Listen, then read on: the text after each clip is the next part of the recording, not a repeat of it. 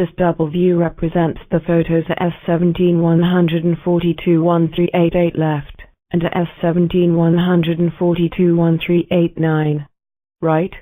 These two photos have been taken from the same position. There has just been a little rotation of the camera between the two photos. If we superpose the two photos, we can obtain a perfect superposition of the high-gain antenna and the flag, and an almost perfect superposition of the astronaut of the two photos, which confirms that the two photos have been taken from the same position. Normally we should also obtain a perfect superposition of the mountains in the background, but you can see that it is not the case. The conclusion is that the background decor has been moved between the two photos. This is a panoramic which has been made with the photos S17-137-1019 and the S17-137-1020. On this panoramic we can see a hill which has been colored in pink. Just before this hill we can see on the extreme right the start of a mountain which has been circled. It means that the hill which has been colored in pink is between this mountain and the big mountain which is behind.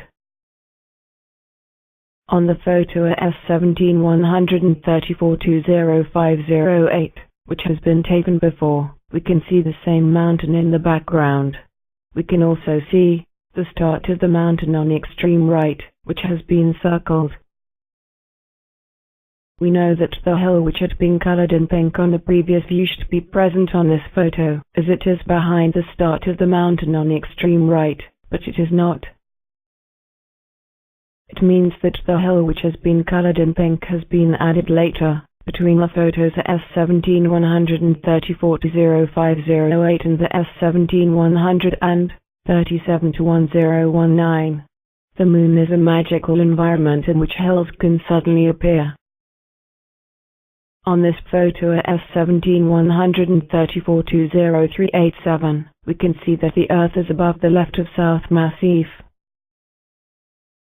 Because the moon always shows the same side to us, the Earth remains at the same position in the lunar sky, or almost, with a little variation which is called libration. This photo is referenced to S17-134-20461. and has been taken a short time after the previous one.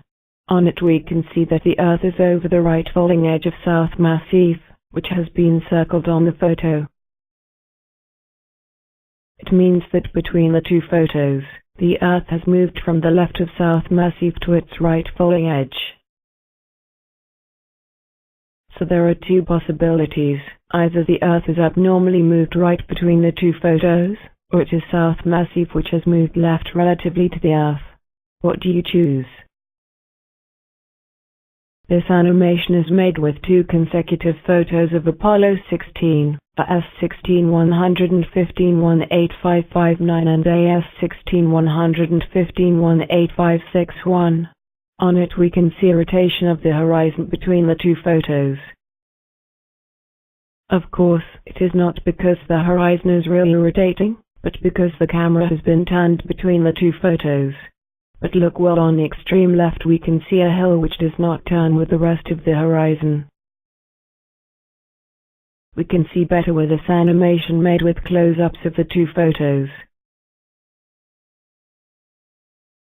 We very well see this hill on the extreme left which refuses to turn with the rest of the horizon. It is clearly dissociated from the rest of the horizon. These two photos of Apollo 15, the S15-82-11057 and the S15-82-1108, are famous for the moon hoaxers' wonder that the lunar module has disappeared on the second photo, while we can see the same background. The Apollo believers contend that it comes from parallax, for the astronaut who took the photos would simply have moved right between the two photos, and for once they are right. Indeed, the two photos are taken from two different locations. On this top view of the landing site, shown in the mission report of Apollo 15, the lunar module is at the location indicated with a red cross. The first photo is taken at the location indicated with a green cross, so very close, and the second photo is taken at the location indicated with the blue cross, so much farther away and not at all in the same direction. The mountains we see in the background have been circled in violet. The mountains in the background are neither seen from the same distance nor under the same angle on the two photos, and the difference is sufficient so that the difference of perspective should be noticeable on the two photos. But we can't see this noticeable change of perspective between the two photos. The photo of the right has been turned a little counterclockwise to bring some confusion. We see some details which are different, but not enough to justify the change of perspective we should see. If we superpose the two backgrounds, after having turned the second photos of 5 degrees clockwise, so that it is oriented the same as the first photo, we obtain a quasi-perfect superposition of the mountains of the two photos. It should not be possible with a change of perspective due to the difference of locations that the photos are taken from.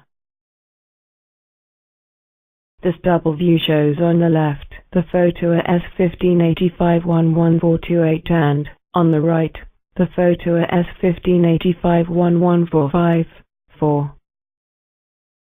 They show the same views. The artifacts are the same, except on the closed foreground, but we can't see on the second photo the crater which has been circled on the first photo. It must have been filled between the two photos. This double view represents the two photos S1585-11487 and the S1585-11488 date of Apollo 15. We see a pair of rover tracks which go away toward the background. If we superpose the two photos so to have an as good as possible superposition of the mountains in the background, we can see that the rover tracks, instead of converging toward each other, like they normally should, remain parallel to each other. In order to better see these tracks, they have been colored with different colors on this view in order to well show that they remain parallel to each other and don't converge toward each other. To show the problem, two photos of a road have been taken, after having a little moved between the two photos. Then the two photos are superposed so to obtain the best superposition as possible of the backgrounds of the photos, and, on this superposition we can see that the white strips of the two photos converge toward each other. The rover's tracks of the two photos should do the same after having superposed the mountains on the background. They should converge toward each other and not remain parallel. An animation has been made with parts of the two photos. On this animation we can see that the backgrounds of the two photos rotate while the foregrounds don't rotate. This shows a very clear dissociation between the foregrounds and backgrounds of the photos. The backgrounds of the photos are not natural backgrounds, but artificial backgrounds which have been added to the foregrounds. Of course, this disqualifies these photos as having been taken on the moon.